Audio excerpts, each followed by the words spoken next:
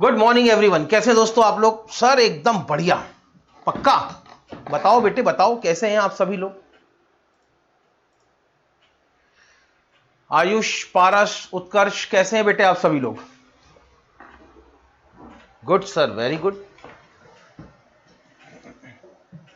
Good. Utkarsh, Ayush, क्या हाल है बेटे?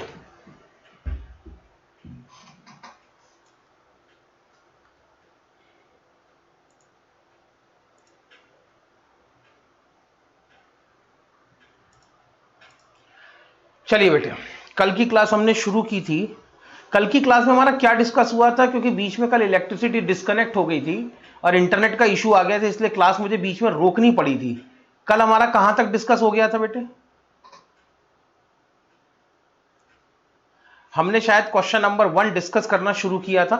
क्वेश्चन नंबर 1 हमारा जर्नल एंट्री वाला क्वेश्चन था। हमने जर्नल एंट्री के रूल्स देखे थे और उसके बाद क्वेश्चन नंबर 1 को हमने डिस्कस करना शुरू किया था। हमारा क्वेश्चन नंबर 1 कहां तक हुआ था? बताएं बेटे, हमने क्वेश्चन नंबर 1 कहां तक कंप्लीट कर लिया था?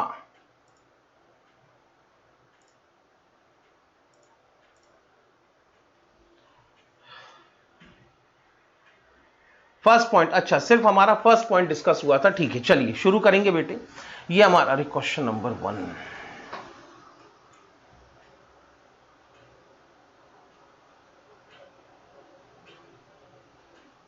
अच्छा ओके, चलो बेटे, ये हमारा क्वेश्चन था। कल हमने डिस्कस करना शुरू किया था, show the necessary journal entries. ठीक, हालांकि अगर आप लोगों ने 11th-12th में कॉमर्स पढ़ रखी होगी तो अभी ये लेक्चर आपको काफी बोर लग रहे होंगे, लेकिन इन लेक्चर्स की जितनी अहमियत है वो सारी अहमियत आपको जैसे ही बड़े बड़े टॉपिक शुरू होंगे और जिन टॉपिक से मेन एग्जाम में क्वेश्चंस आते हैं, जैसे ही वो टॉपिक शुरू होंगे आपको इनकी इंपॉर्टेंस ऑटोमेटिकली समझ में आना शुरू हो जाएगी कि जितनी चीजें आपने पहले कभी नहीं सोची थी, अब जाके इन टॉपिक के अंदर आप उन सब चीजों को सोचना शुरू कर रहे हैं या उन चीजों को उस प्रोफेशनल तरीके से देख रहे हैं, तो आपको धीरे धीरे बेटे इनकी इंपॉर्टेंस समझ में आएगी। आगे चलते बेटे, हमने क्वेश्चन नंबर 2 शुरू किया था। क्वेश्चन नंबर 1 के अंदर तो हम अकाउंट्स की बेसिक क्लासिफिकेशन कर रहे थे। क्वेश्चन नंबर 2 के अंदर हमसे एंट्री मांगी गई थी बेटे, और हमने एंट्री बना के दिखाना था। अच्छा, जो लोग बेटे इस YouTube पर इस वीडियो को देख रहे हैं या इस लेक्चर को देख रहे हैं, मैं उनको बता दूं ये लेक्चर सिर्फ और सिर्फ डेमो पर्पस से YouTube में डाले जा रहे हैं। ये हमारी नवंबर 2021 की रेगुलर क्लास है, जो कि हमारी 22 मई से शुरू हुई थी। इन क्लासेस की और फर्दर इंफॉर्मेशन के लिए मेरे डिस्क्रिप्शन बॉक्स में एक लिंक दिया हुआ है, वहां पे जाके आप इन क्लासेस की डिटेल देख सकते हैं। ठीक है सर, आगे चलो फिर, चलो बेटे आगे। इसके बाद हमने बेटे यहां पर एंट्री बनानी थी, तो जब भी कोई एंट्री का क्वेश्चन आता है, सर एंट्री के क्वेश्चन आते हैं एग्जाम में? हाँ बिल्कुल आते हैं एंट्री के क्वेश्चन। कई टॉपिक आपके ऐसे जिसमें सिर्फ एंट्री पूछी जा सकती है, जैसे कि 2 टॉपिक तो 3 टॉपिक तो बड़े इंपॉर्टेंट है। एक है इसके अंदर रेक्टिफिकेशन ऑफ एरर, उसमें तो एंट्री पूछी जाती है नॉर्मली। दूसरा है आपका सेल ऑन अप्रूवल बेसिस, और तीसरा है बेटे आपका issue forfeiture and re issue of shares. इन तीनों टॉपिक में से जनरली अगर कोई क्वेश्चन आता है तो वो एंट्री का ही आता है, वहां पर आपसे जनरल एंट्री ही पूछी जाती है, इसलिए एंट्री बनाने की आदत आपकी होनी चाहिए। एंट्री बनाने के लिए बेटे हमने क्वेश्चन नंबर 1 को डिस्कस करना शुरू किया था। इसके अंदर फर्स्ट पॉइंट था परचेज मशीनरी वर्थ ₹20,000। बेटे हमारी पूरी क्लास में अब जितने भी प्रैक्टिकल टॉपिक होंगे वो 2 पार्ट में बटे होंगे। एक, क्वेश्चन को पढ़ना कैसे है, उसकी इंटरप्रिटेशन कैसे होनी चाहिए, और उसको तोड़ तोड़ के बाल की खाल उधेड़ के हम उस क्वेश्चन के अंदर छुपी हुई इंफॉर्मेशन को कैसे ढूंढेंगे, ये होगा हमारा एक पार्ट, यानी सोचने वाला पार्ट हमारा एक होगा, जहां पर हम पूरी तरह से अपने कंसेप्ट के ऊपर कंसंट्रेट करेंगे। दूसरा पार्ट होगा हमारे हर क्वेश्चन का, जिसके अंदर हम राइटिंग प्रैक्टिस के ऊपर ध्यान देंगे, जिसके अंदर हम अपने प्रेजेंटेशन के ऊपर ध्यान देंगे, जो कि एग्जाम के लिए निहायत ही जरूरी होता है। ठीक है सर, शुरू करो फिर। चलो, पहला पॉइंट था यहां पर परचेज मशीनरी फॉर कैश ₹20,000। 20,000 की एक मशीनरी हमने खरीदी। सबसे पहले बेटे अगर मैं इसकी एनालिसिस की बात करूं तो अब क्योंकि आप सीए प्रोफेशनल एग्जाम दे रहे हैं, तब इस कंडीशन में आपको हर तरीके से एक ही चीज को सोचने का तरीका आना चाहिए। From each and every angle you should understand the things. आपको यहां से इसको अगर ऐसे देखें तो कैसा होगा, इसको अगर इस तरीके से दिमाग लगा के सोचे तो कैसा होगा, आपके हर एक एंगल से अकाउंटिंग के पॉइंट्स आपके क्लियर होने चाहिए। तो अगर ऐसे ट्रांजैक्शन को हम एनालाइज करने जाएं, ऐसे ट्रांजैक्शन को हम बारीकी से देखने जाएं, तो सबसे पहले ट्रेडिशनल अप्रोच के हिसाब से अगर इन ट्रांजैक्शंस को देखा जाए तो सबसे पहले यह देखना पड़ता है कि किसी भी ट्रांजैक्शन का इफेक्ट किन किन अकाउंट्स के ऊपर पड़ेगा। अगर मैं किसी से मशीनरी खरीद रहा हूं, वो भी कैश में अगर मशीनरी खरीद रहा हूं, तो मेरा इफेक्ट पड़ेगा दो अकाउंट्स के ऊपर, एक होगा मशीनरी अकाउंट और साथ में इफेक्ट पड़ेगा कैश अकाउंट। भाई मैंने मशीन खरीदी है और कैश दिया है, तो डेफिनेट सी बात है मैं सामने वाले से मशीन ले रहा हूं और उसके बदले में कैश पेमेंट कर रहा हूं। तो कौन कौन से अकाउंट के ऊपर इस ट्रांजैक्शन का इफेक्ट आएगा, सबसे पहले तो ये आइडेंटिफाई करना होता है। और इस ट्रांजैक्शन का जो पहला इफेक्ट आएगा वो मशीनरी अकाउंट पे आएगा और जो दूसरा इफेक्ट आना चाहिए वो कैश अकाउंट पे आएगा। अब अगर मुझे एंट्री बनानी है, पहली बार अगर मुझे इस ट्रांजैक्शन को अपनी अकाउंट की बुक में रिकॉर्ड करना है, तो फिर मुझे rules of debit and credit के थ्रू जाना पड़ेगा। और अगर मैं ट्रेडिशनल अप्रोच के हिसाब से देखूं तो सबसे पहले मुझे इस अकाउंट की क्लासिफिकेशन करनी पड़ेगी। मशीनरी अकाउंट जैसे हमने देख रखा है कि कौन सा अकाउंट था, रियल अकाउंट। क्वेश्चन नंबर 1 के अंदर हमने ट्रेडिशनल अप्रोच से बहुत सारे अकाउंट की क्लासिफिकेशन की थी। अगर मैं मशीनरी अकाउंट को देखूं तो मशीनरी अकाउंट मेरा कौन सा अकाउंट है, रियल अकाउंट। अब रियल अकाउंट के रूल्स क्या है? रियल अकाउंट के रूल्स कहते हैं कि भाई डेबिट व्हाट कम्स इन, जो एसेट आपके पास में आ रही हो उसको डेबिट कर दो और जो एसेट आपके पास से जा रही हो उसको क्रेडिट कर दो। रियल अकाउंट के रूल्स यहां पे सीधा सीधा ये कहते हैं कि भाई जिस भी इकोनॉमिक रिसोर्स या जिस भी एसेट की इनफ्लो हो रही हो उस अकाउंट को, उस एसेट के अकाउंट को आपको डेबिट करना है। जिस भी एसेट या इकोनॉमिक रिसोर्सेज की आउटफ्लो हो रही होगी उस एसेट के अकाउंट को आपने क्रेडिट करना है। That is the rule for real account debit and credit.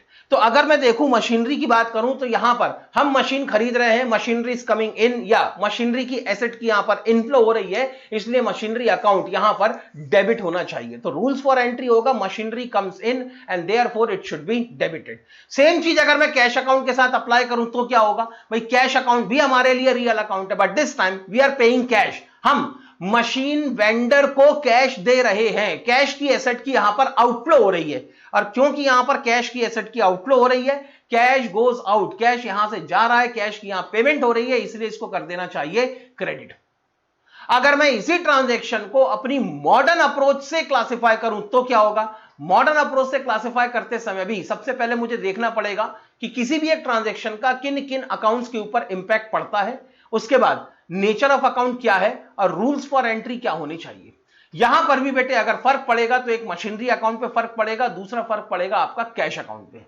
Machinery account लेकिन अब मॉडर्न अप्रोच के हिसाब से क्लासिफिकेशन करूं तो क्लासिफिकेशन 5 चीजों में बढ़ जाती है। या तो वह asset account, liability, capital, income या एक्सपेंस का अकाउंट होगा। 5 में से कोई एक ही अकाउंट हो सकता है। मैं अगर मशीनरी की बात करूं तो मशीनरी मेरे एसेट का अकाउंट है और मॉडर्न अप्रोच ये कहती है कि जब भी एसेट की वैल्यू इंक्रीज हो ये डेबिट होना चाहिए और जब भी उस कंसर्न एसेट की वैल्यू डिक्रीज हो यह क्रेडिट होना चाहिए।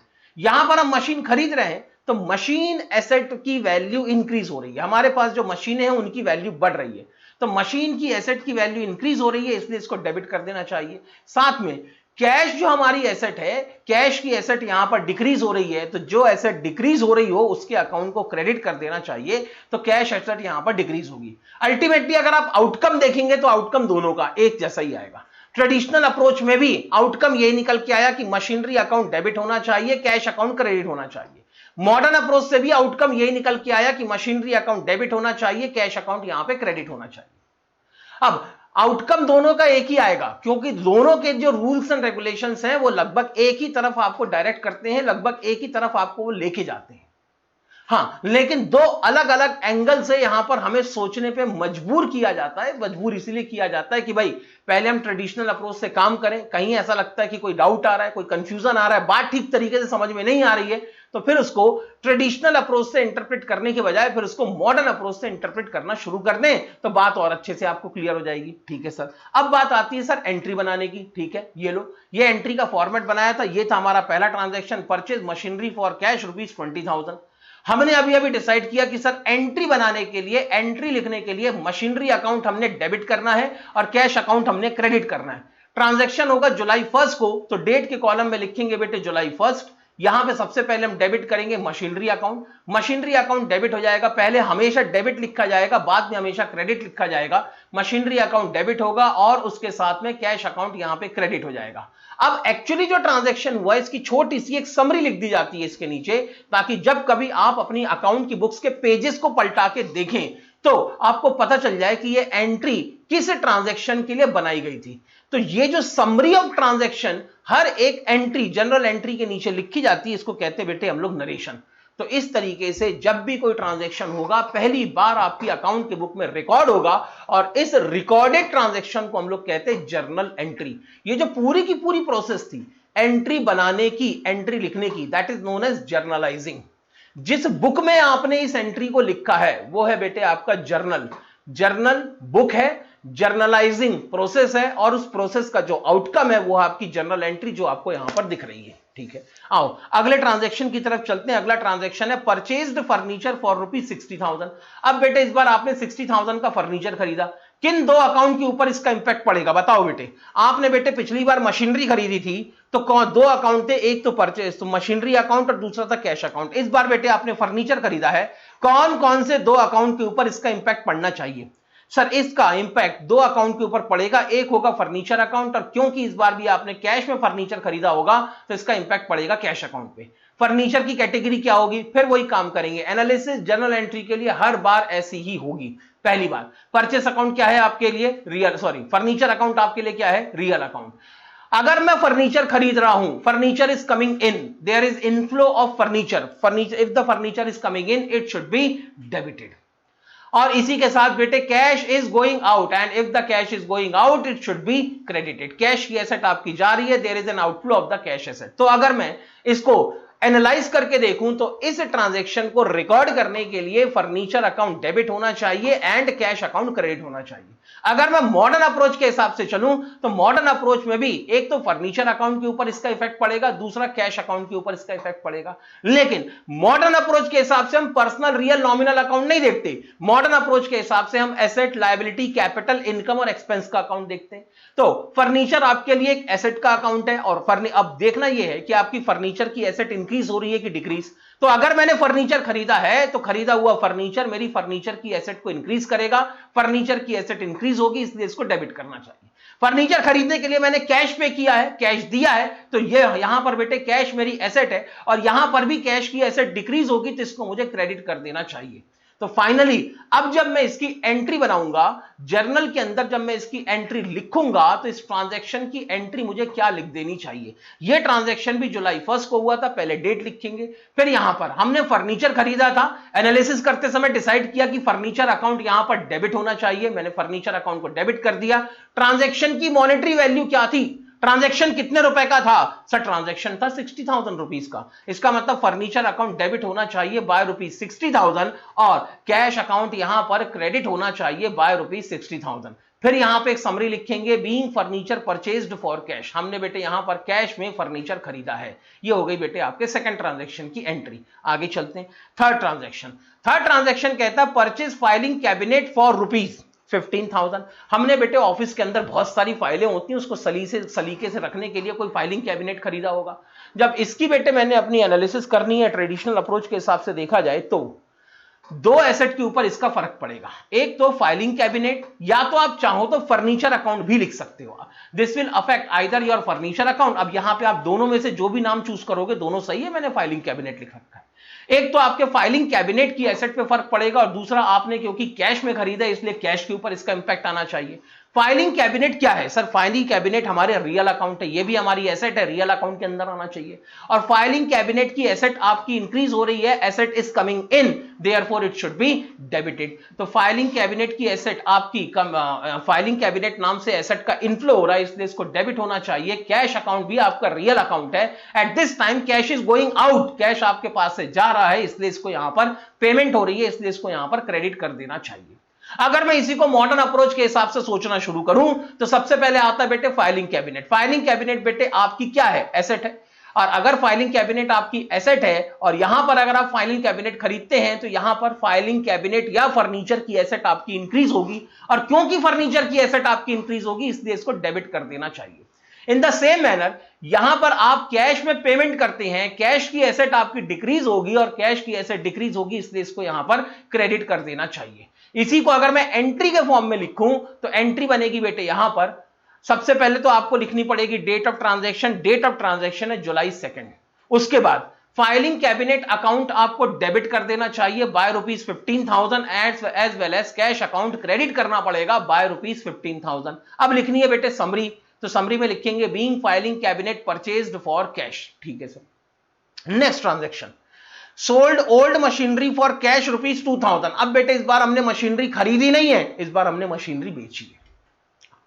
सर इस ट्रांजैक्शन का क्या करेंगे? सोचो बेटे, फिर उसी तरीके से एनालाइज करना पड़ेगा। हर एक ट्रांजैक्शन के पीछे आपको सोचना पड़ेगा कि क्या डेबिट होगा, क्या क्रेडिट होगा। अब सोचने के लिए आप ओल्ड स्कूल या ट्रेडिशनल अप्रोच को फॉलो कर सकते हैं, या सोचने के लिए आप न्यू स्कूल या मॉडर्न अप्रोच को भी फॉलो कर सकते हैं। जो जिसके साथ में आप कन्वीनियंट हो उसके साथ में आप काम करें, क्योंकि आप यहां तक तो देख ही चुके हैं कि सबके आउटपुट यहां पर एक जैसे आते हैं। ठीक है सर, चलो आगे। सबसे पहले अगर मैं देखूं यहां पर क्या खरीदा है, क्या बेचा है सर? मशीनरी। अगर आपने मशीनरी बेची है तो एक इफेक्ट आना चाहिए मशीनरी अकाउंट पे, और क्योंकि हमने मशीनरी कैश में बेची है इसलिए दूसरा इफेक्ट आना चाहिए आपके कैश अकाउंट पे। कैटेगरी सबसे पहले बेटे देखेंगे क्लासिफिकेशन। मशीनरी की क्लासिफिकेशन क्या है? एज पर ट्रेडिशनल अप्रोच मशीनरी हमारे लिए रियल अकाउंट है। अब डिसाइड करो बेटे weather the machinery is coming in और गोइंग आउट। बताओ बेटे, मशीनरी इज कमिंग इन और गोइंग आउट। आज बेटे किसी ने अभी तक कोई रिप्लाई नहीं किया, जल्दी से फटाफट रिप्लाई करें। Whether the machinery is coming in और गोइंग आउट। उत्कर्ष ने कहा sir going out. Machinery is going out, there is an outflow of economic resource. तो इसको बेटे क्या कर देना चाहिए? क्रेडिट कर देना चाहिए। अब अगर मैंने मशीनरी कैश में बेची है तो कैश भी मेरे लिए कौन सा अकाउंट है? रियल अकाउंट है। At this time cash is coming इन। यहां पर बेटे कैश आपके लिए रिसिप्ट है, कैश इज कमिंग इन, इसलिए बेटे इसको यहां पर डेबिट कर देना चाहिए। अगर मैं मॉडर्न अप्रोच के हिसाब से इसकी क्लासिफिकेशन करूं तो कौन कौन से अकाउंट के ऊपर फर्क पड़ेगा? अकाउंट तो दो ही है बेटे जिनके ऊपर फर्क पड़ने वाला है। एक है मशीनरी अकाउंट, दूसरा है कैश अकाउंट। एक है आपके लिए मशीनरी अकाउंट, दूसरा है कैश अकाउंट। अगर मशीनरी की कैटेगरी एज पर मॉडर्न अप्रोच देखी जाए तो वो बेटे है आपके लिए एसेट। अब ये देखना है कि एसेट की वैल्यू इंक्रीज हो रही है कि डिक्रीज। सर अगर हमने मशीन बेची है तो हमारी मशीन की एसेट की वैल्यू डिक्रीज हो रही है, और अगर एसेट की वैल्यू डिक्रीज हो रही हो तो आपको इसको क्रेडिट कर देना चाहिए। कैश की एसेट का क्या? सर कैश भी हमारी एसेट है, बट लेकिन इस बार हमें कैश मिलेगा, हमने मशीन बेची होगी, we are suppose to receive the cash. और अगर हमें कैश मिलेगा तो हमारा कैश बैलेंस या हमारी कैश की एसेट इंक्रीज हो जाएगी, और क्योंकि कैश की एसेट इंक्रीज हो रही है इसलिए इसको डेबिट कर देना चाहिए। तो फाइनली अगर मैं एंट्री लिखूंगा तो क्या लिखूंगा? पहले मुझे डेबिट लिखना है, बाद में मुझे क्रेडिट लिखना है। डेबिट कौन सा अकाउंट करना है? Cash account. क्रेडिट कौन सा अकाउंट करना है? Machinery account. तो अगर मैं इसी को एंट्री के फॉर्म में अपने जर्नल में लिखूं तो सबसे पहले मैं लिखूंगा डेट ऑफ ट्रांजैक्शन थी जुलाई 3rd। डेट ऑफ ट्रांजैक्शन लिखने के बाद सबसे पहले लिखा जाएगा बेटे डेबिट। इस केस में कैश अकाउंट डेबिट हो रहा है तो cash account will be debited bye ₹2000। इसके बाद मशीनरी अकाउंट क्रेडिट हो रही है तो machinery account is to be credited by ₹2000। ठीक है सर। नरेशन लिखा जाएगा being machinery sold for cash. ठीक, आगे चलते हैं। Yes sir. अगला ट्रांजैक्शन है जुलाई 5 का, जो ये कहता है कि हमने सैलरी पे की है 5000 रुपीज की।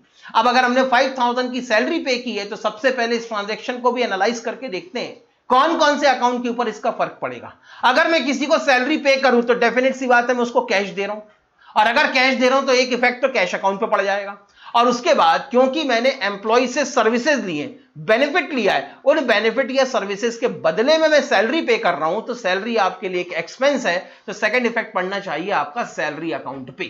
तो एक इफेक्ट पड़ेगा आपका सैलरी अकाउंट पे, एक इफेक्ट पड़ेगा आपका कैश अकाउंट पे। अब बात आती है नेचर ऑफ अकाउंट को आइडेंटिफाई करने की। सैलरी बेटे आपका एक्सपेंस है और हर एक एक्सपेंस या लॉस आता है नॉमिनल अकाउंट की कैटेगरी में। तो सैलरी आपके लिए नॉमिनल अकाउंट है and being expense in nature it should be debited, क्योंकि नॉमिनल अकाउंट के रूल कहते हैं debit all the expenses and losses, credit all the income and gain.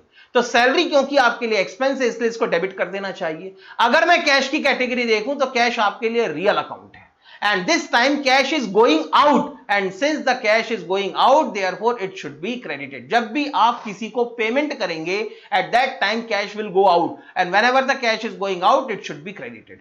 उसी तरीके से बेटे एक होगी आपकी मॉडर्न अप्रोच के हिसाब से इसकी एनालिसिस। अब मॉडर्न अप्रोच के हिसाब से अगर आप इसकी एनालिसिस करेंगे तो कौन कौन से अकाउंट की उसके ऊपर फर्क पड़ेगा? तो पहला एक तो फर्क पड़ेगा बेटे आपके सैलरी अकाउंट पे, दूसरा फर्क पड़ना है आपके कैश अकाउंट पे। अब मॉडर्न अप्रोच के हिसाब से क्लासिफिकेशन करूं तो मॉडर्न अप्रोच कहती है सैलरी आपके एक्सपेंस का अकाउंट है। अब यहां पर ये देखो कि इस ट्रांजैक्शन से आपके खर्चे बढ़ रहे हैं या आपके खर्चे कम हो रहे हैं, whether the expenses are increasing और डिक्रीजिंग। पता चलता है कि सर इस ट्रांजैक्शन के कारण हमारे सैलरी के एक्सपेंसेस इंक्रीज हो गए हैं, और अगर सैलरी के खर्चे बढ़ गए तो मॉडर्न अप्रोच कहती है जब भी एक्सपेंसेस इंक्रीज हो इसको डेबिट कर देना चाहिए। लेकिन दूसरा अकाउंट है यहां पर कैश अकाउंट, कैश की कैटेगरी है बेटे यहां पर एसेट अकाउंट। अब बताओ बेटे यहां पर एसेट, कैश एसेट इंक्रीज होगी कि डिक्रीज? सर अगर हम किसी को सैलरी पे करेंगे तो डेफिनेट सी बात है कैश की एसेट यहां पर डिक्रीज होगी। तो इस ट्रांजैक्शन से कैश एसेट विल डिक्रीज और कैश की एसेट डिक्रीज हो रही है, इसलिए इसको क्रेडिट कर देना चाहिए। तो फाइनली पता चला कि एंट्री में लिखने के लिए कौन सा अकाउंट डेबिट करना है, सैलरी अकाउंट, और कौन सा अकाउंट क्रेडिट होना चाहिए, सर कैश अकाउंट क्रेडिट होना चाहिए। तो अगर मैं इसको अपनी एंट्री में लिखूं तो एंट्री कहती है paid salary ₹5,000, date of transaction है बेटे यहां पे 5 जुलाई, डेट के कॉलम में डेट लिखेंगे। उसके बाद डेबिट करना है मुझे सैलरी अकाउंट बाय ₹5,000 और साथ में मुझे क्रेडिट करना है कैश अकाउंट बाय ₹5,000। छोटा सा एक नरेशन लिखेंगे, समरी ऑफ ट्रांजैक्शन लिखेंगे, लिखेंगे being paid salary paid for cash ₹2,000। उसके बाद नेक्स्ट ट्रांजैक्शन है कैश पेड फॉर रेंट ₹1,500। हमने बेटे रेंट के लिए 1,500 का कैश पे किया है। फिर से बेटे इन्हीं ट्रांजैक्शन की एनालिसिस होगी। हाँ सर ये एनालिसिस इतनी जरूरी है क्या? लिखना नहीं है, ये जितनी एनालिसिस आपको समझाई जा रही है ट्रेडिशनल अप्रोच और मॉडर्न अप्रोच, ये सिर्फ आपके सोचने का तरीका होगा। इस तरीके से आपको बातों को सोचना है, क्योंकि अगर आपने अभी से ठीक तरीके से अपनी किसी भी चैप्टर को लेके एक सही अप्रोच नहीं बनाई तो यही चैप्टर बेटे आगे जाके थोड़ा थोड़ा नए नए टॉपिक के अंदर यही चीजें मिक्स होती चली जाएंगी। और अगर आपकी अप्रोच अभी सही नहीं हुई चीजों को देखने की, चीजों को सोचने की, समझने की, तो बाकी फिर आगे में आपको दिक्कत हो सकती है बातों को समझने में, सिर्फ इसीलिए और कोई नहीं। ठीक है सर, इस बार हम लोगों ने यहां पे रेंट पे किया है 1,500 रुपीज का। अब 1,500 का रेंट पे किया तो सर एंट्री क्या होनी चाहिए? आओ बेटे एनालाइज करके देखते हैं। पिछली बार हमने सैलरी का एक्सपेंस पे किया था तो दो अकाउंट के ऊपर फर्क पड़ा था, एक सैलरी अकाउंट और दूसरा कैश अकाउंट। इस बार हम रेंट का एक्सपेंस पे कर रहे हैं तो दो अकाउंट के ऊपर फर्क पड़ेगा, एक होगा आपका रेंट अकाउंट और दूसरा होगा आपका कैश अकाउंट। रेंट की कैटेगरी क्या है? अब क्योंकि ये एक्सपेंस है और सारे एक्सपेंसेस, इनकम, रेवेन्यू और गेन, प्रॉफिट सबको हम किस में डालते हैं? नॉमिनल अकाउंट में। तो रेंट आपके लिए यहां पर नॉमिनल अकाउंट होगा और being the expense in nature rent account आपको डेबिट कर देना चाहिए, क्योंकि नॉमिनल अकाउंट कहता है debit all the expenses and losses. उसके बाद कैश अकाउंट, कैश की कैटेगरी यहां पर भी रियल अकाउंट है। अगर मैं रेंट पे कर रहा हूं at this time cash goes out, cash यहां पर कैश की यहां पर आउटफ्लो हो रही है, cash is going out, therefore it should be credited. उसके बाद अगर मैं मॉडर्न अप्रोच के हिसाब से चलूं तो भी फर्क दो अकाउंट पे ही पड़ेगा, एक होगा आपका रेंट अकाउंट और दूसरा होगा आपका कैश अकाउंट। लेकिन मॉडर्न अप्रोच कहती है कि भाई आपको चीजों को 5 ही कैटेगरी में क्लासिफाई करना है, asset, liability, capital, income, expense. अब रेंट साफ समझ में आ रहा है कि मैंने बेनिफिट्स लिए हैं और उसका पेमेंट कर दिया, कोई लॉन्ग टर्म फ्यूचर बेनिफिट इससे एक्सपेक्टेड नहीं है, इसलिए रेंट मेरे लिए एक नॉर्मल रेवेन्यू एक्सपेंस है, या इसकी कैटेगरी होगी एक्सपेंस अकाउंट, और इसके कारण मेरे एक्सपेंसेस, रेंट एक्सपेंसेस इंक्रीज हो रहे हैं, इसलिए मुझे इसको डेबिट करना चाहिए। At this time cash is going out, और क्योंकि कैश आपका जा रहा है, कैश की एसेट यहां पर डिक्रीज होगी, और क्योंकि कैश की एसेट डिक्रीज हो रही है इसलिए इसको क्रेडिट कर देना चाहिए। तो फाइनली बेटे यहां पर एंट्री बनाते समय हम रेंट अकाउंट को डेबिट करेंगे और कैश अकाउंट को क्रेडिट करेंगे। लिखने का तरीका क्या होगा? पहले लिखेंगे डेट ऑफ ट्रांजैक्शन जुलाई 7, सबसे पहले लिखेंगे बेटे डेट ऑफ ट्रांजैक्शन जुलाई 7। उसके बाद अभी हमने डिसाइड किया था कि रेंट अकाउंट हमने डेबिट करना है बाय ₹1,500 और साथ में हमने कैश अकाउंट क्रेडिट करना है बाय ₹1,500। छोटा सा एक समरी लिखा जाएगा ट्रांजैक्शन का, ट्रांजैक्शन की समरी होनी चाहिए बीइंग सैलरी नहीं बेटे, यहां पर होना था being rent paid in cash, यहां पे धोखे से सैलरी लिखा गया है, आप वहां पे बेटे रेंट पेड इन कैश लिखेंगे, being rent paid in cash. हाँ बेटे ये जो एंट्री जो है वो सिर्फ एंट्री आपको नोट डाउन करनी है और जो एनालिसिस वाला पार्ट है वो आपको नोट डाउन नहीं करना है। बताएं बेटे क्या आप सभी लोगों की एंट्रीज जो मैंने लिखवाई हैं, करवाई हैं, वो आपकी लिख के हो चुकी हैं? बताओ बेटे। क्वेश्चन नंबर 2 में जितनी एंट्रीज मैंने आपको समझाई हैं क्या वो हो चुकी हैं, हां या ना?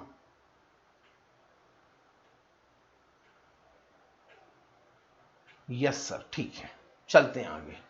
एंट्रीज आप लिख चुके हैं बेटे, आगे बढ़ेंगे।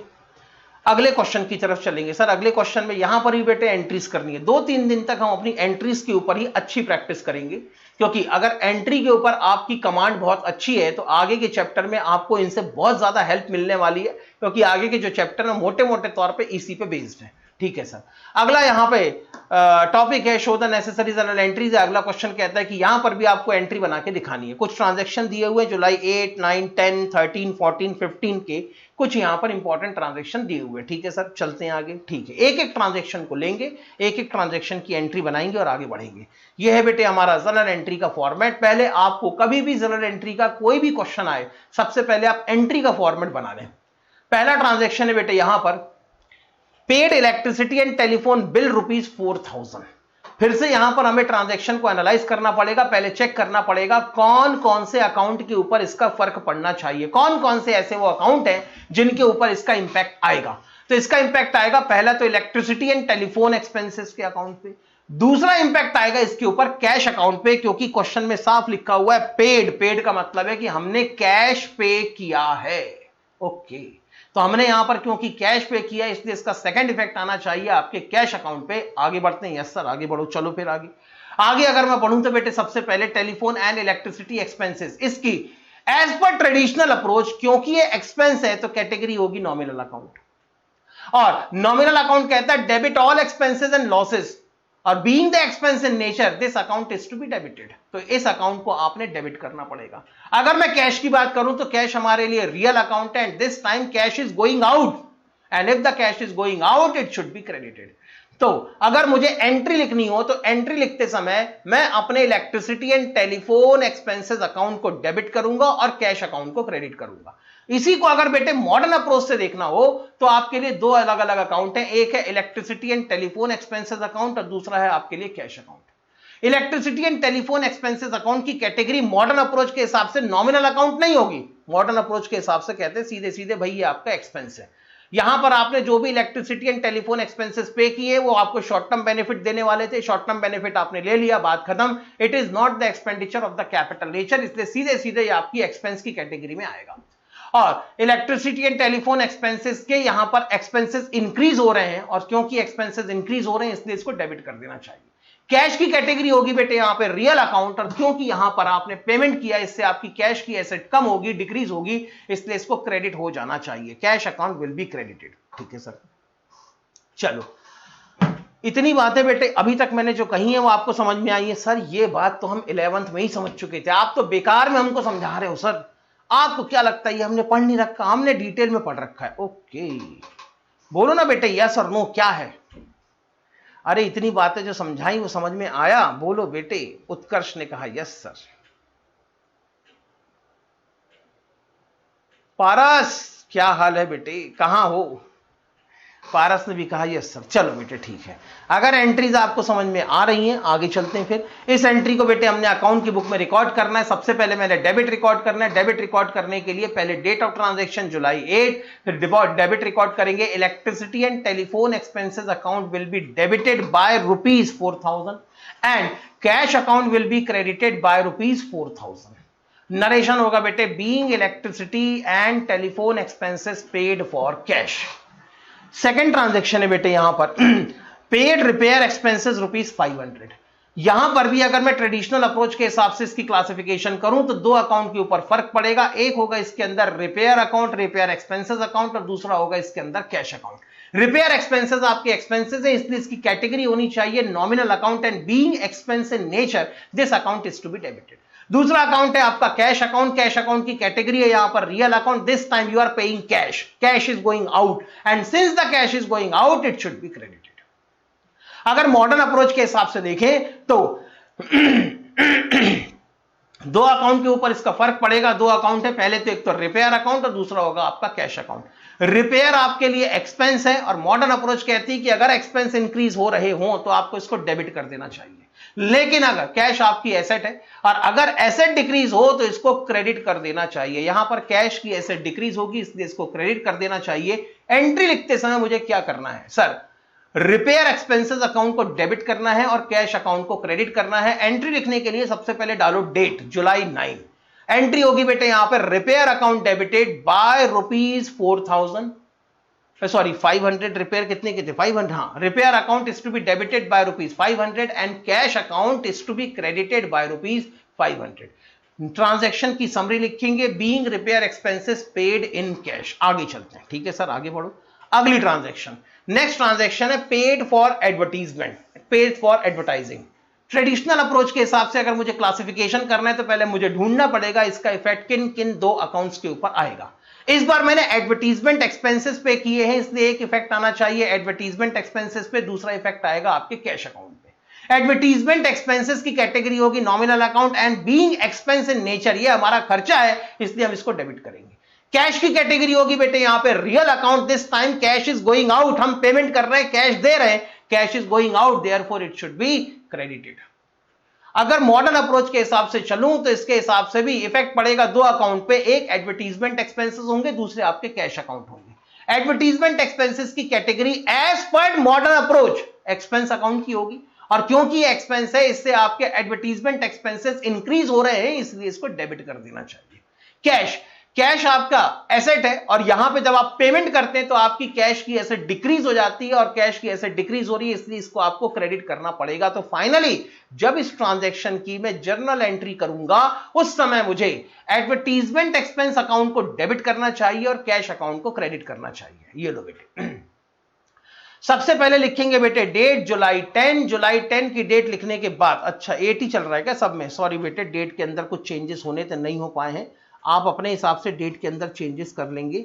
हाँ जुलाई 10 एंट्री क्या होगी sir, advertisement expense account debit होना चाहिए बाय ₹500 और उसके बाद कैश अकाउंट क्रेडिट हो जाना चाहिए बाय ₹500।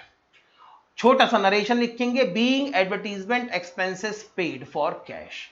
नेक्स्ट ट्रांजैक्शन है बेटे इसके बाद हमारा salary paid in cash ₹3,150। Traditional approach के हिसाब से अगर चला जाए तो दो अकाउंट के ऊपर इसका फर्क पड़ेगा, एक होगा सैलरी एक्सपेंस अकाउंट और दूसरा होगा इसके अंदर cash account. Salary expense account आपका नॉमिनल अकाउंट है, being expense in nature it should be debited. Cash बेटे आपका रियल अकाउंट है और this time cash is going out, therefore it should be credited. Modern approach के हिसाब से अगर मैं क्लासिफिकेशन करूं तो भी फर्क पड़ेगा, एक सैलरी अकाउंट पे और दूसरा पड़ेगा यहां पर कैश अकाउंट पे।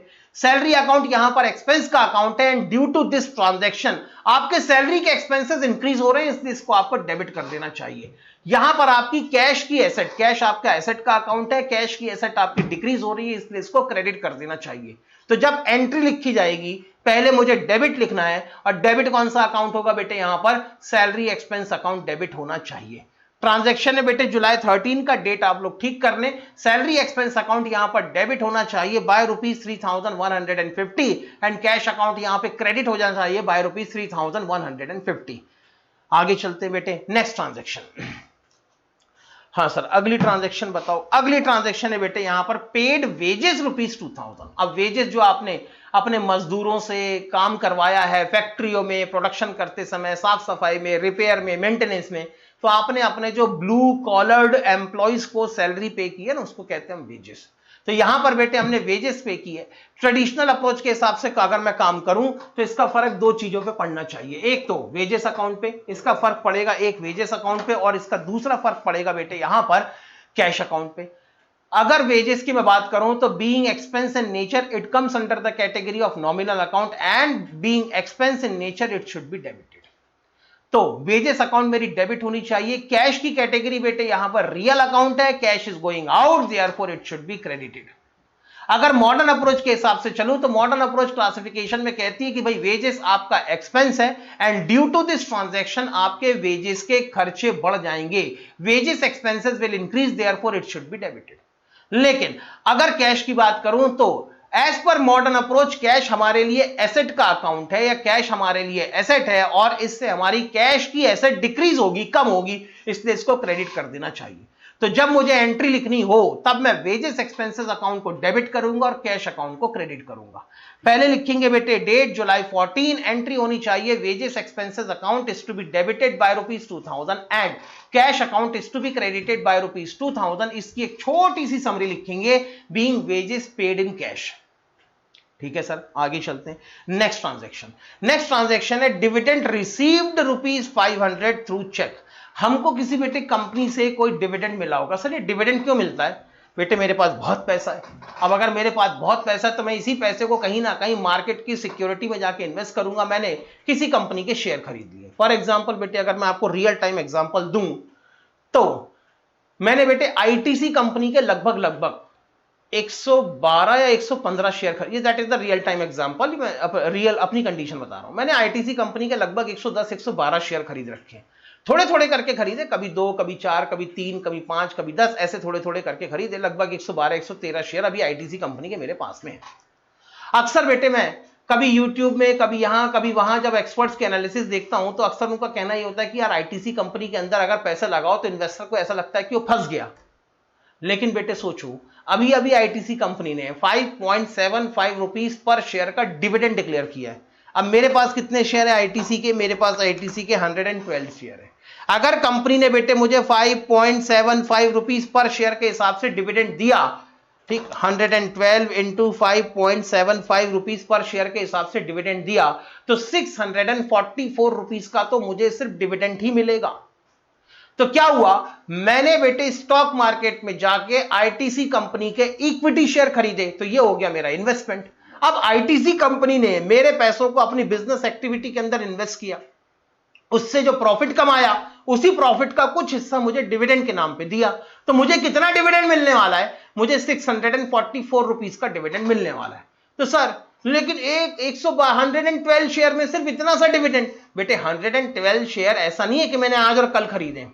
जब बेटे कोविड में कंडीशन आई थी ना 2020 में मार्च में, जब स्टॉक मार्केट गिरा था, तब आईटीसी के शेयर की बहुत, जैसे सारी कंपनियों के शेयर की पिटाई हुई थी वैसी आईटीसी के शेयर की बहुत पिटाई हुई थी। उस समय बेटे मैंने बहुत ही गिरे मरे के रेट में शेयर खरीदे थे। और बेटे उस समय के हिसाब से अगर देखा जाए तो लगभग उस समय जो मैंने शेयर खरीदे थे 120 रुपए पर शेयर की मेरी एवरेज प्राइसिंग थी। तो अगर 120 रुपीस पर शेयर के हिसाब से मैंने एक शेयर खरीदा होगा तो सीधी सीधी बात है बेटे, यहां पर कुल मिला के अगर 644 रुपीस का डिविडेंड आता है तो 5 शेयर तो बेटे मेरे डिविडेंड में निकल गए। अभी जो इन्वेस्टमेंट मैंने शेयर के अंदर कर रखा था, डिविडेंड से मेरी 5 शेयर की इन्वेस्टमेंट तो रिलीज हो गई यहां पर। तो इसलिए बेटे यहां पर जब आप किसी कंपनी के शेयर्स के अंदर इन्वेस्टमेंट करते हैं तो इन्वेस्टमेंट करने के बाद जो कंपनीज अपने प्रॉफिट को डिस्ट्रीब्यूट करती है और जो प्रॉफिट आपको मिलता है उसको कहते हैं हम लोग डिविडेंड।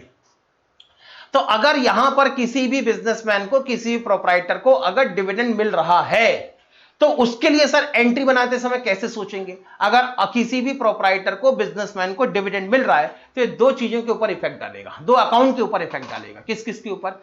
एक तो जो आपको डिविडेंड रिसीव हुआ है उसका अकाउंट इफेक्ट होगा, और दूसरा आपको पेमेंट मिलेगी। अब पेमेंट या तो आपको कैश में मिलेगी या तो पेमेंट आपको बैंक में मिलेगी। नॉर्मली जो डिविडेंड की पेमेंट मिलती है वो बैंक से मिलती है, लेकिन फिलहाल मैं इसको कैश ही लिख रहा हूं, ठीक। अच्छा ऊपर लिखा है कि थ्रू चेक। ओहो कहानी गड़बड़ हो गई बेटे।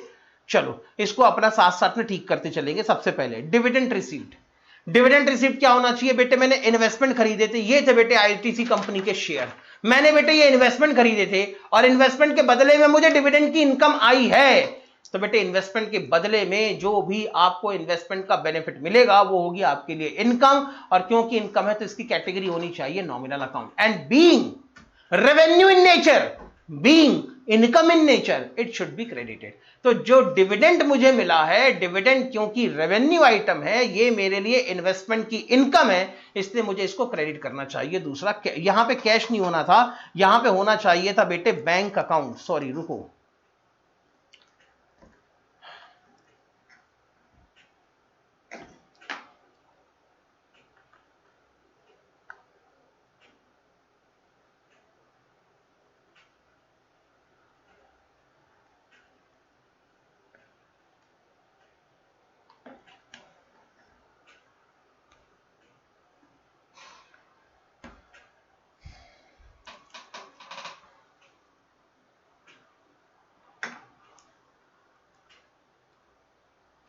हाँ, यहां पर जब आपको डिविडेंड मिला होगा तो डिविडेंड बेटे कंपनियां आपको डायरेक्टली आपके बैंक अकाउंट में चेक भिजवा देती हैं या तो आपके बैंक अकाउंट में जमा कर देती हैं, इसलिए इफेक्ट आना चाहिए बैंक अकाउंट पे।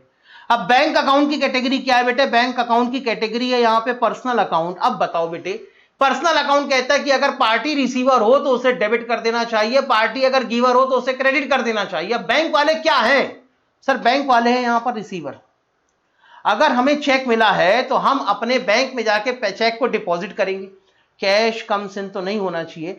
बैंक वाले हैं दोस्त यहां पे रिसीवर, अगर मुझे चेक मिला है तो मैं इस चेक का क्या करूंगा, चेक को अपने बैंक में जाके डिपॉजिट कर दूंगा। तो फाइनली मेरे बिहाफ में पैसे कौन कलेक्ट करेगा, मेरे बिहाफ में आईटीसी कंपनी से पैसे मेरे बैंक वाले कलेक्ट करेंगे। Then who is the receiver, sir bank is the receiver. हमारे बिहाफ में सही, लेकिन अमाउंट कौन कलेक्ट करेगा, बैंक वाले कलेक्ट करेंगे। बैंक यहां पे रिसीवर है, इसलिए उनका अकाउंट यहां पर डेबिट हो जाना चाहिए।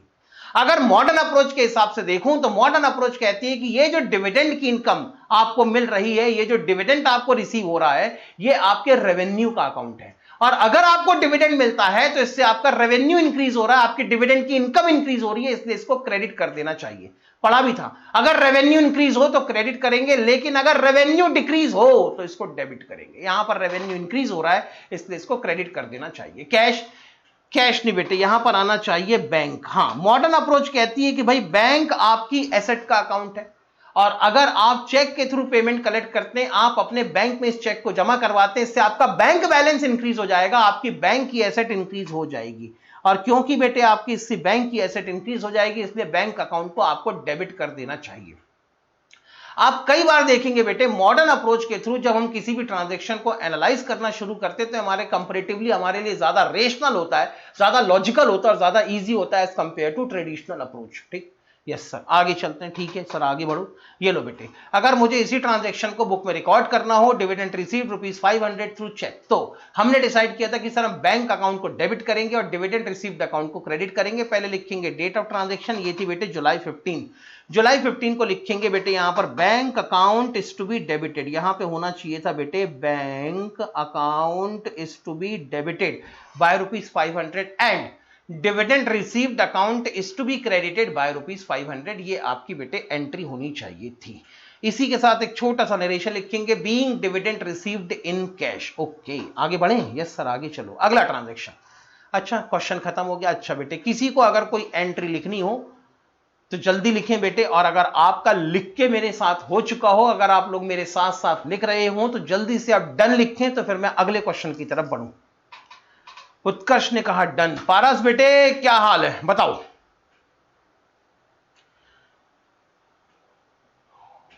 पारस डन, ओके, आगे चलते हैं। क्वेश्चन नंबर 4 की तरफ बढ़ेंगे। क्वेश्चन नंबर 4 कहता है बेटे शो नेसेसरी जर्नल एंट्रीज। इस एंट्री में हम स्पेसिफिकली सिर्फ और सिर्फ कैपिटल अकाउंट से रिलेटेड एंट्रीज के ऊपर कॉन्सेंट्रेट करेंगे। सर ये किस तरीके से बनाया बेटे, आपने सबसे पहले क्वेश्चन नंबर 1 सॉल्व किया था, उसके अंदर हम बेटे सिर्फ अकाउंट की क्लासिफिकेशन ही कर रहे थे। फिर हमने क्वेश्चन नंबर 2 सॉल्व किया। क्वेश्चन नंबर 2 को अगर आप गौर से देखेंगे तो उसमें हमने सिर्फ रियल अकाउंट से रिलेटेड ट्रांजैक्शन की ही एंट्री की थी। फिर गए बेटे हम क्वेश्चन नंबर 3 में। क्वेश्चन नंबर 3 के अंदर भी हमने बेटे लगभग यहां पर एसेट से रिलेटेड सारी एंट्रीज की थी, रियल अकाउंट, या यहां क्वेश्चन नंबर 3 के अंदर हमने एक्सपेंसेस से रिलेटेड ही सारी एंट्री की थी। चौथे नंबर में भी बेटे हमने इसी तरीके से एक्सपेंसेस से रिलेटेड ही सारी एंट्री की है। अब ये चौथे नंबर पे अब ये जो हमारा क्वेश्चन है क्वेश्चन नंबर 4, इसमें बेटे हम कैपिटल से रिलेटेड अलग अलग तरीके की एंट्रीज को देखेंगे। किस तरीके से बेटे हमारे क्वेश्चन के अंदर कैपिटल से रिलेटेड एडजस्टमेंट लिखे जा सकते हैं, किस तरीके से एक बिजनेसमैन अपने बिजनेस के अंदर जो कैपिटल इंट्रोड्यूस करता है, कैपिटल की इन्वेस्टमेंट करता है, उसको कितने अलग अलग तरीकों से लिखा जा सकता है, उसकी बेटे यहां पर हम बात करेंगे। ठीक, आगे चलें। यस सर, चलो आगे। तो बेटे क्वेश्चन नंबर 4 के अंदर आपको सिर्फ और सिर्फ कैपिटल से रिलेटेड एंट्रीज ही मिलेगी, इससे ज्यादा आपको कुछ भी नहीं मिलेगा। ओके सर, ठीक है। ये लो पहला ट्रांजैक्शन, एंट्री बनानी है बेटे, जल्दी से एंट्री का फॉर्मेट बनाएंगे। एंट्री का फॉर्मेट बन चुका बेटे। सबसे पहला case, started business with cash ₹50,000। अगर एक बिजनेसमैन ने कैश से बिजनेस शुरू किया है, सर ये स्टार्टेड बिजनेस का मतलब क्या होता है? स्टार्टेड बिजनेस का मतलब आप ये मान सकते हैं कि भाई मेरे पास में अभी मेरे घर में मेरी कुछ एसेट्स हैं। अब वो मेरी पर्सनल प्रॉपर्टी है, वो मेरी पर्सनल वेल्थ है, वो मेरी पर्सनल एसेट्स है, वो मेरी पर्सनल संपत्ति है, वो मेरी निजी संपत्ति है, इसको आप ऐसा कह सकते हैं। अब अगर मैं कोई नया बिजनेस शुरू करूं तो इस बिजनेस को शुरू करने के लिए मुझे कुछ एसेट्स की जरूरत है, कुछ इकोनॉमिक रिसोर्सेज की जरूरत है, उनके बिना तो बिजनेस शुरू नहीं हो सकता। तो मैंने अपनी पर्सनल एसेट को अपने घर से लाके बिजनेस के लिए एसेट्स खरीदनी शुरू कर दी ताकि मेरा बिजनेस शुरू हो सके। तो ये जो मैंने अपनी पर्सनल एसेट से बिजनेस के अंदर एसेट्स खरीदी हैं और इस पैसे को अपना बिजनेस शुरू करने के लिए बिजनेस के अंदर लगाया है, इसको कहते हैं कैपिटल इन्वेस्टमेंट। और जब भी कोई बिजनेसमैन कैपिटल इन्वेस्टमेंट करता है तो इसका पहला जो इफेक्ट पड़ना चाहिए वो तो पड़ना चाहिए बेटे कैपिटल अकाउंट पे, और दूसरा इफेक्ट जो पड़ना चाहिए वो उस एसेट पे पड़ना चाहिए जिसके थ्रू वो बिजनेस में इन्वेस्टमेंट कर रहा है।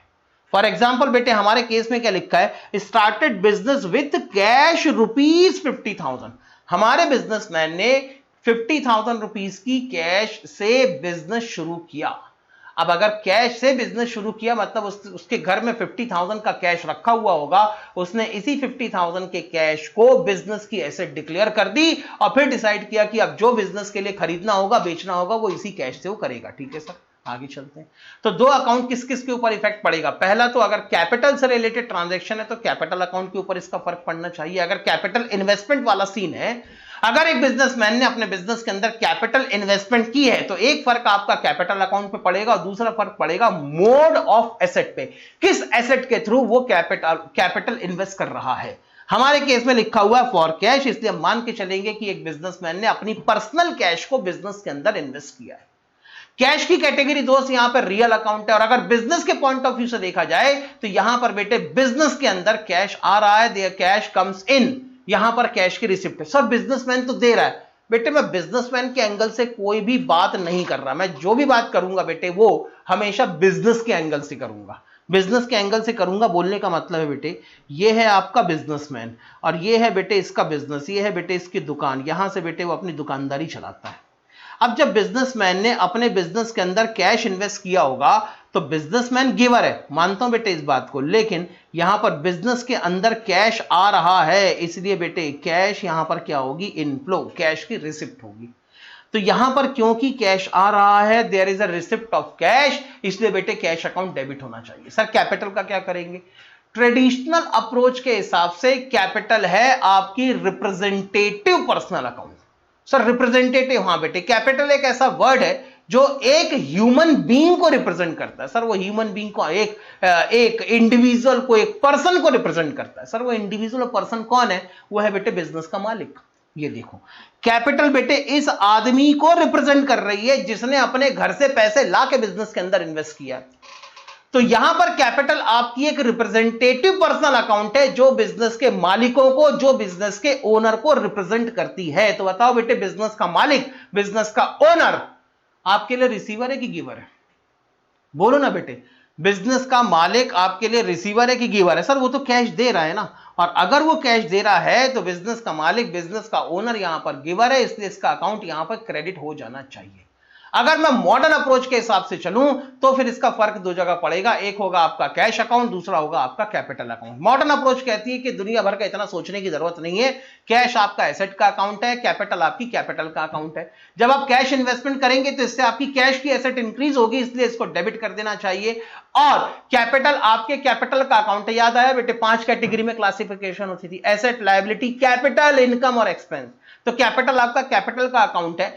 मॉडर्न अप्रोच कहती थी कि अगर कैपिटल इंक्रीज हो तो ये सोर्स ऑफ फंड है, क्रेडिट कर दो, अगर कैपिटल डिक्रीज हो तो यूज ऑफ फंड है, इसको डेबिट कर दो। यहां तक बात समझ में आ गई, बोलो ना बेटे हाँ या ना। यहां तक बात समझ में आई, बोलो बोलो बोलो बेटे यस और नो।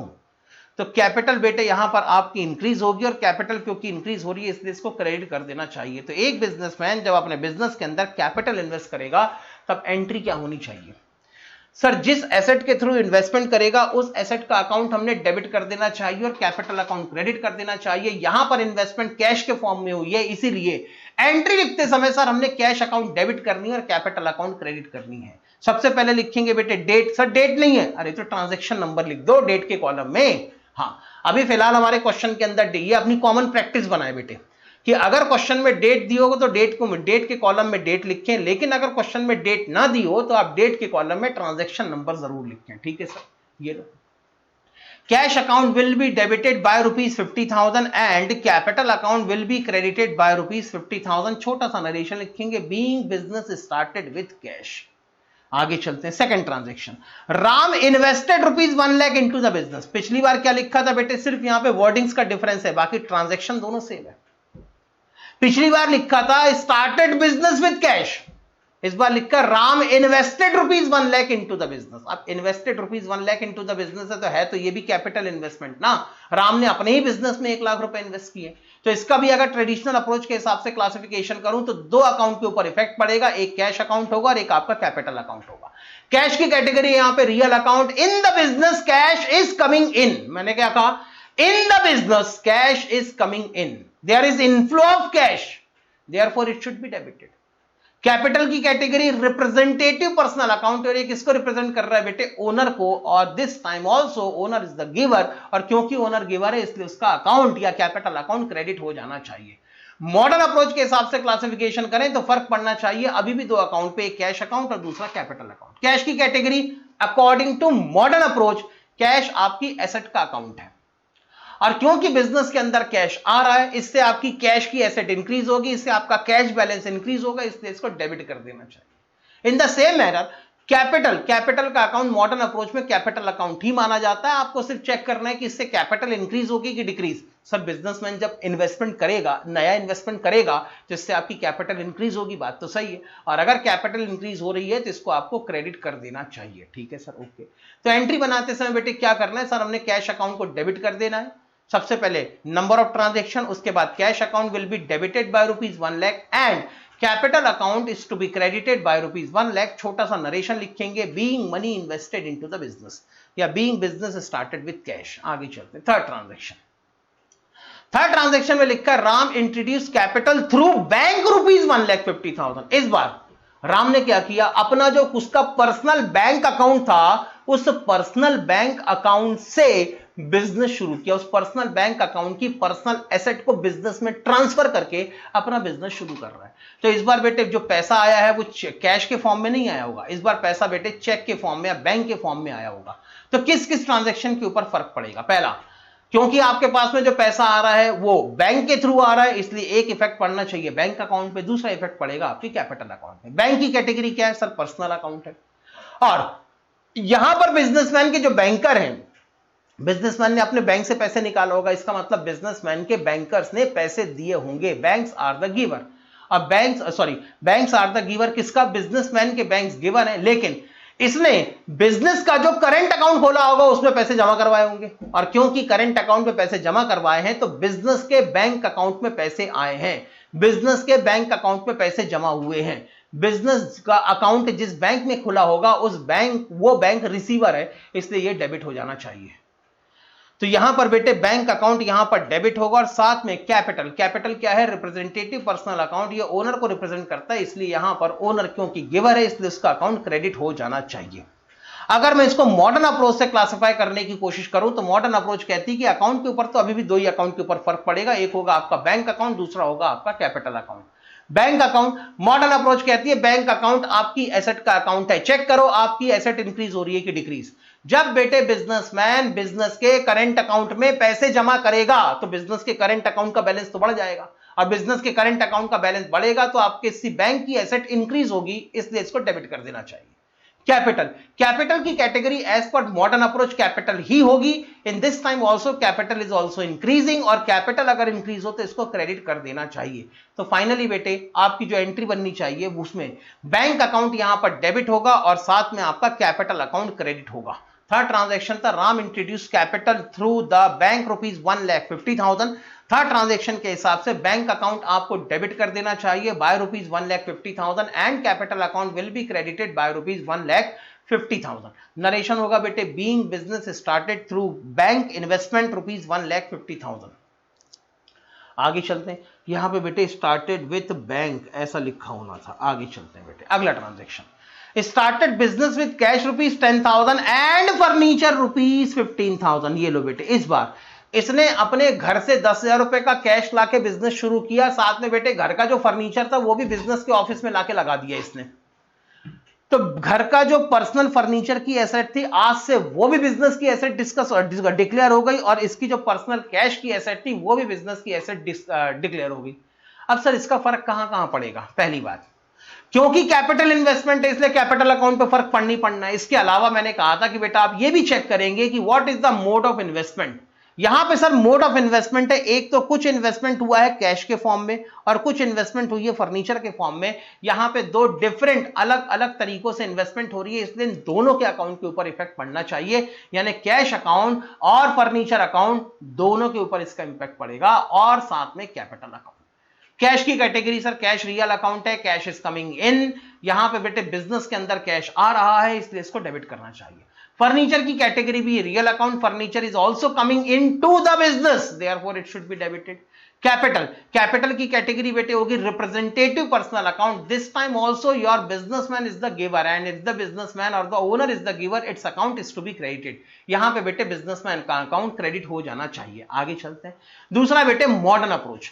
मॉडर्न अप्रोच में भी आपका जो फर्क पड़ेगा वो तीन अकाउंट के ऊपर पड़ेगा, एक होगा कैश अकाउंट, दूसरा होगा फर्नीचर अकाउंट और तीसरा होगा यहां पर कैपिटल अकाउंट।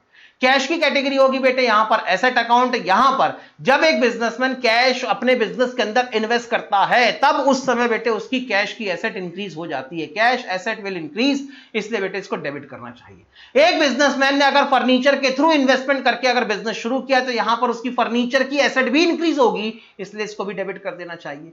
कैपिटल की कैटेगरी कैपिटल ही होगी, जब भी एक बिजनेसमैन इन्वेस्टमेंट करेगा इससे इसकी कैपिटल भी इंक्रीज होगी, इसलिए इसको भी क्या कर देना चाहिए, क्रेडिट कर देना चाहिए। कैपिटल यहां पर होगी क्रेडिट। तो फाइनली एंट्री बनाते समय मुझे क्या करना है सर, कैश अकाउंट को डेबिट करना है, फर्नीचर अकाउंट को डेबिट करना है और कैपिटल अकाउंट को क्रेडिट करना है। आओ बेटे एंट्री लिखना शुरू करें। ट्रांजैक्शन नंबर 4, सबसे पहले cash account will be debited bye ₹10,000। उसके बाद furniture account will be debited, furniture account is to be debited by ₹15,000 and at last capital account is to be credited by ₹25,000। छोटी सी summary लिखेंगे, being business started with cash ₹10,000 and furniture ₹15,000।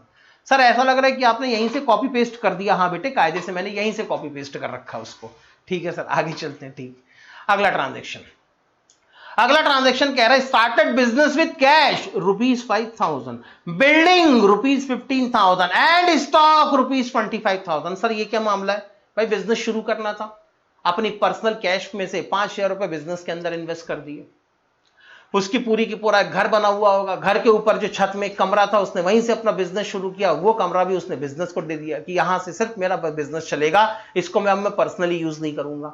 उसके बाद उसके पास जो business उसको करना है उससे रिलेटेड कुछ सामान उसके पास में पहले से रखा हुआ होगा, वही सामान उसके बिजनेस के अंदर उसको ट्रेड करना उसने शुरू कर दिया, तो ये हो गया स्टॉक।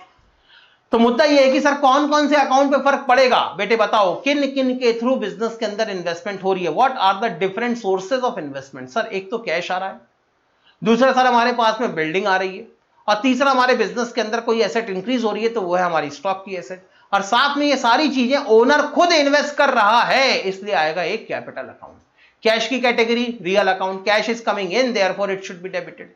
बिल्डिंग की कैटेगरी सर रियल अकाउंट, ठीक, building is also coming in therefore it should be debited. तीसरा स्टॉक अकाउंट, स्टॉक भी बेटे अब आपकी एसेट है, अब यहां पर यह भी आपको रियल अकाउंट की कैटेगरी में लाना चाहिए, और यहां पर stock is also coming in therefore it should be debited. उसके बाद बात आती है कैपिटल अकाउंट की। कैपिटल अकाउंट क्या है सर, रिप्रेजेंटेटिव पर्सनल अकाउंट, और ये किसको रिप्रेजेंट कर रहा है, ओनर को। बताओ बेटे ओनर रिसीवर है कि गिवर है, सर ओनर यहां पर भी गिवर है, और ओनर यहां पर गिवर है, इसलिए इसका अकाउंट हो जाना चाहिए क्रेडिट।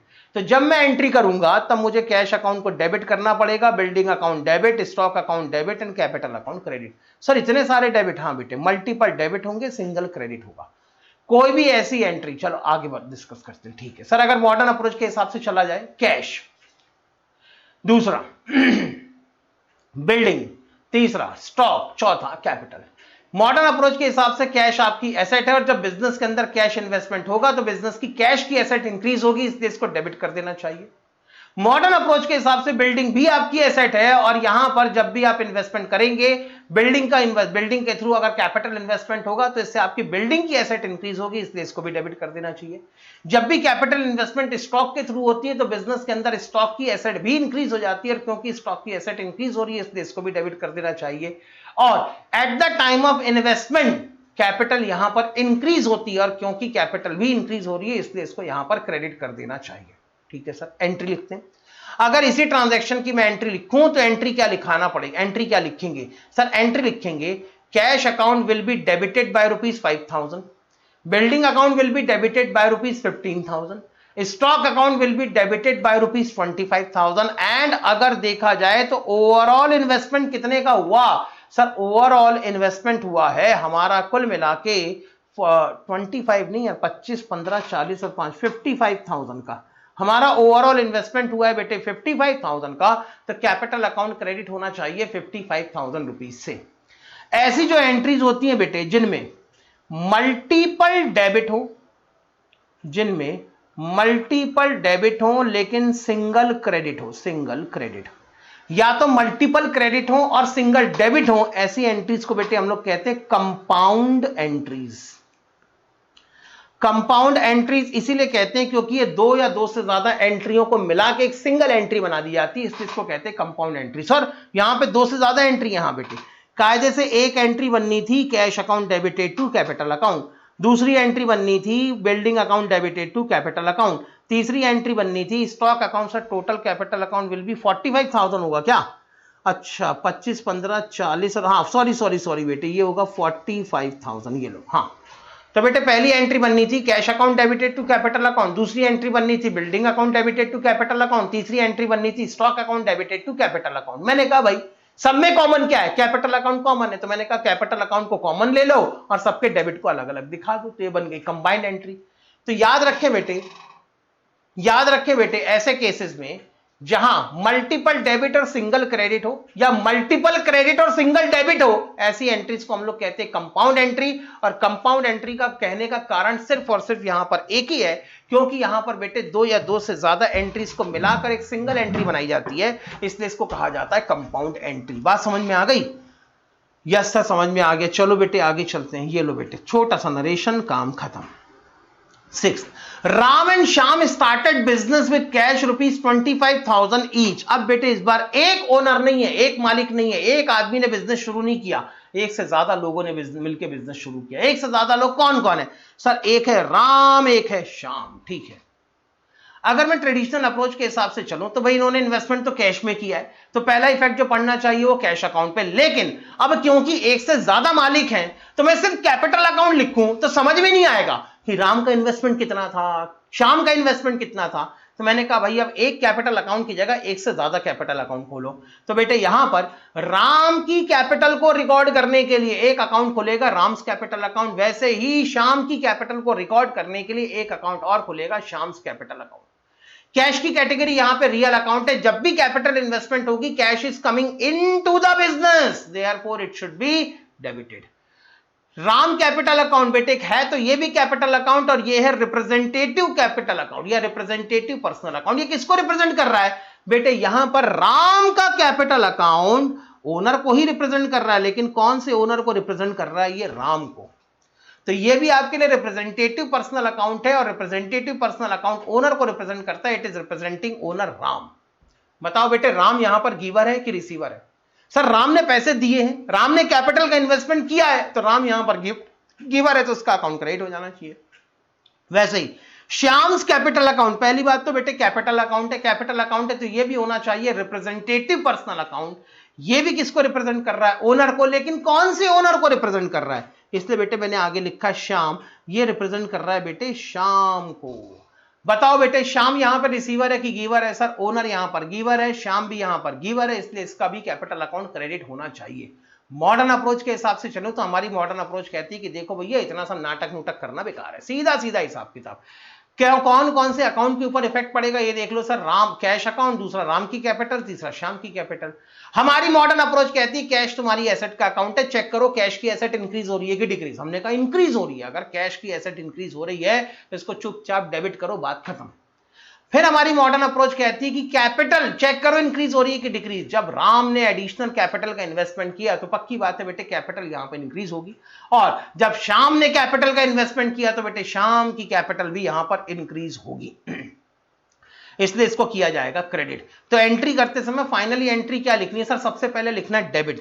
कैश अकाउंट को हम डेबिट करेंगे, उसके बाद राम की कैपिटल अकाउंट को डेबिट करेंगे, सॉरी राम की कैपिटल अकाउंट क्रेडिट होगी, श्याम की, अरे यार यहां होना था श्याम्स कैपिटल अकाउंट, श्याम की कैपिटल अकाउंट भी बेटे क्रेडिट होगी। तो फाइनली बेटे एंट्री बनेगी cash account is to be debited by rupees 50,000। Sir 50,000 क्यों?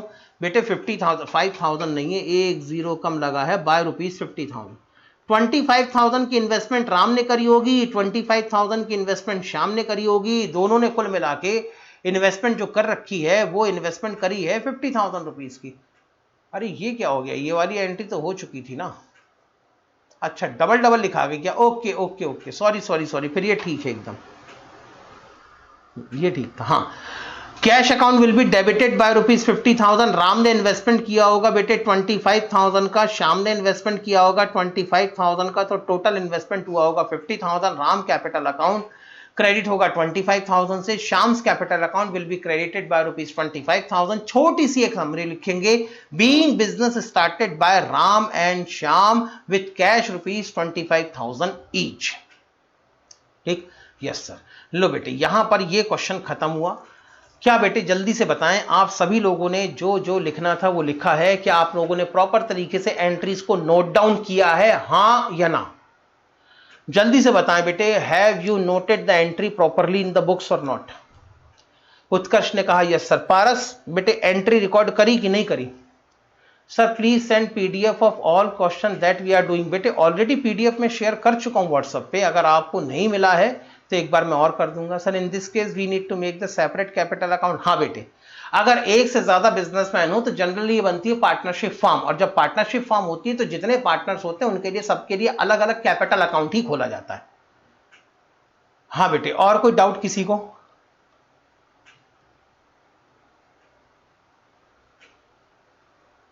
Yes sir I haven't got the PDF. चलो कोई बात नहीं बेटे, अगर आपको पीडीएफ नहीं मिला है तो बेटे आप दोनों के पास में मेरा शायद व्हाट्सएप का नंबर है, व्हाट्सएप का पर्सनल नंबर है, नहीं है तो मैं आपको बता दूं 8975003156। ये मेरा बेटे व्हाट्सएप का पर्सनल नंबर है, इसको आप सेव कर लें। इसमें बेटे आप लोग अपनी ईमेल आईडी शेयर कर दें। जो ईमेल आईडी आप शेयर करेंगे उसी ईमेल आईडी पे मैं आपको नोट्स ट्रांसफर कर दूंगा। तो बेटे नोट्स मैं अब 3 जगह ट्रांसफर किया करूंगा। एक तो जो हमने ब्रॉडकास्ट लिस्ट बनाई है, ग्रुप बना रखा है बेटे, उस ग्रुप में भी आपको नोट्स में ट्रांसफर करूंगा, तो आपके जो व्हाट्सएप का नंबर उस पर आ जाएगा, तो नोट्स आपको व्हाट्सएप पे अवेलेबल हो जाएंगे। मैं अपने टेलीग्राम चैनल पे भी नोट्स को अपलोड कर दिया करूंगा, साथ में बेटे मैं आपको इसका पीडीएफ भी मेल कर दिया करूंगा, तो कहीं से भी आप अपने नोट्स को डाउनलोड कर सकते हैं। ठीक है, बस बेटे आप अपनी ईमेल आईडी मुझे जरूर से शेयर कर दें, करंट की ईमेल आईडी जिसको आप फिलहाल में यूज कर रहे हैं वो आप शेयर कर दें। हाँ बेटे, और कोई डाउट है किसी को? सर टेलीग्राम चैनल का लिंक बेटे ठीक है, मैं ग्रुप में डाल देता हूं, जो ब्रॉडकास्ट लिस्ट बनी है उसी में टेलीग्राम चैनल का लिंक भी डाल दूंगा बेटे, मिल जाएगा आपको लिंक भी आज। अच्छा बेटे, और कोई डाउट, कोई समस्या, कोई दिक्कत, यहां तक कोई पॉइंट नहीं समझ में आया होगा तो ऐसा कुछ है, बोलो बेटे, बताओ बेटे, क्या किसी को और कोई डाउट है? कोई चीज अगर ना समझ में आई हो अभी तक तो?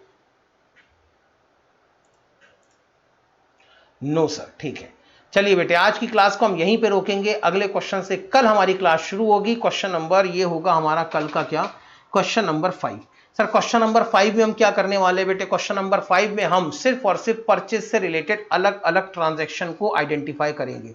नॉर्मल परचेज के ट्रांजैक्शन होंगे, क्रेडिट परचेज के ट्रांजैक्शन होंगे, इसी के अंदर बेटे कैश डिस्काउंट के ट्रांजैक्शन होंगे, ट्रेड डिस्काउंट के ट्रांजैक्शन होंगे, और कैश डिस्काउंट ट्रेड डिस्काउंट से रिलेटेड इसकी थ्योरी क्या होनी चाहिए। कई स्टूडेंट्स के अंदर बड़ा कंफ्यूजन होता है, तो मैं लगभग सारे कंफ्यूजन को दूर करने की कोशिश करूंगा। तो कल बेटे हम पहले एक क्वेश्चन सॉल्व करेंगे जिसमें परचेज से रिलेटेड सारी एंट्रीज होगी, फिर एक क्वेश्चन सॉल्व करेंगे जिसके अंदर सेल्स से रिलेटेड सारी एंट्रीज होंगी। जब परचेस और सेल, क्योंकि एसेट की जो स्पेसिफिक एंट्रीज होती है वो हो चुकी, कैपिटल से रिलेटेड एंट्रीज हम कर चुके, और उसके बाद जो चिल्लर खर्चे होते हैं, खर्चों से रिलेटेड भी एक क्वेश्चन हम सॉल्व कर चुके कि एक्सपेंसेस को किस तरीके से रिकॉर्ड करना चाहिए। अब हम बेटे कल परचेस और सेल, जो ट्रेडिंग बिजनेस के अंदर सबसे इंपॉर्टेंट एक्टिविटी होती है, उनकी जितनी भी टाइप की एंट्री हो सकती है सारी एंट्रीज पे कॉन्सेंट्रेट करेंगे। फिर उसके बाद में ऐसे क्वेश्चन की तरफ बढ़ जाएंगे जिसमें मिक्सअप ट्रांजैक्शन हो। ठीक, तो बेटे कल हमारी बात होगी, कल हम अपने क्वेश्चन को, यस क्लास को और आगे बढ़ाएंगे। तब तक के लिए दोस्त बाय बाय।